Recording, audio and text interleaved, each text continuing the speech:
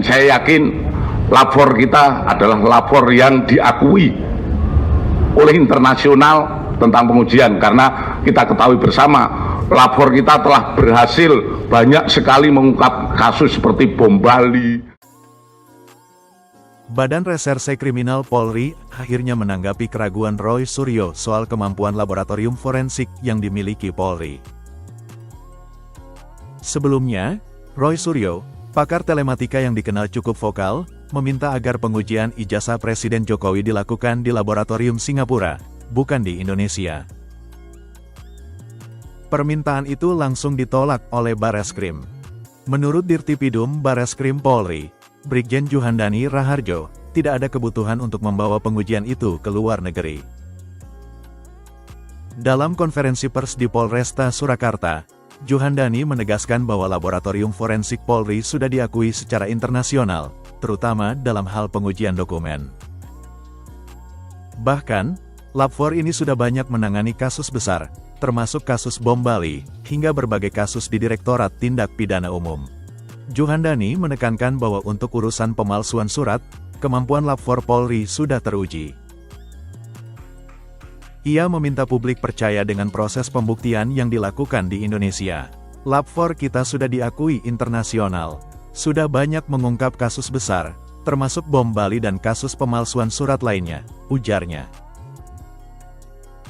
Dengan kata lain, menurut Bareskrim, tidak ada alasan meragukan kapasitas laboratorium forensik Polri. Mereka yakin semua proses pengujian bisa dilakukan secara akurat tanpa harus melibatkan pihak luar negeri. Namun di sisi lain, permintaan Roy Suryo ini menimbulkan tanda tanya.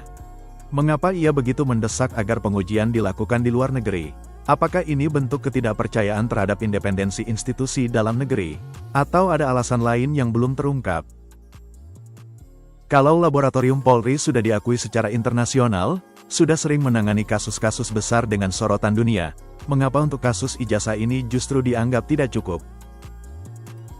Apa ada perbedaan hasil jika diuji di Singapura? Atau ini lebih soal persepsi publik terhadap kepercayaan?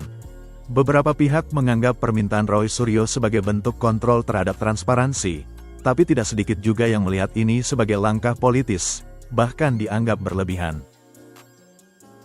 Apakah ini murni demi keadilan, atau hanya permainan narasi untuk kepentingan tertentu? Pada akhirnya, polemik ini membuka diskusi lebih luas, sejauh mana publik mempercayai lembaga hukum di Indonesia. Apakah kita harus selalu bergantung pada pengakuan luar negeri untuk membuktikan sesuatu? Atau justru ketidakpercayaan itu adalah cerminan dari masalah yang lebih dalam? Bagaimana menurutmu, apakah pengujian ijazah ini memang perlu dilakukan di luar negeri? Atau sebenarnya laboratorium forensik Polri sudah lebih dari cukup? Ataukah semua ini hanya drama politik yang tak kunjung selesai?